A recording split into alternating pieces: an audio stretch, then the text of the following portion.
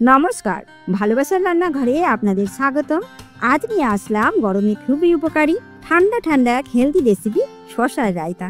চলেন দেখে নিই কিভাবে সহজে বানানো যায় এই টেস্টি রেসিপি। প্রথমে একটা পাত্রে 1 কাপ টক দই নিয়ে ভালো করে ফেটায় নেন যাতে কোনো দলা না থাকে।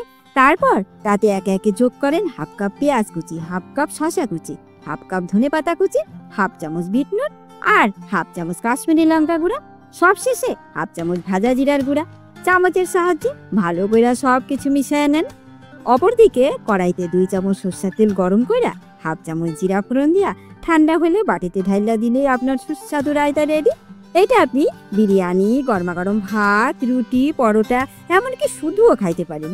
অবশ্যই বাড়িতে এইরকম রায়তা বানাইয়া নিজেও খান, পরিবারের সকলকে খাওয়ান। আর রেসিপিটা ভালো লাগলে অবশ্যই একটা লাইক দিবেন আর আমার চ্যানেলটা সাবস্ক্রাইব করে আমার পাশে থাকেন।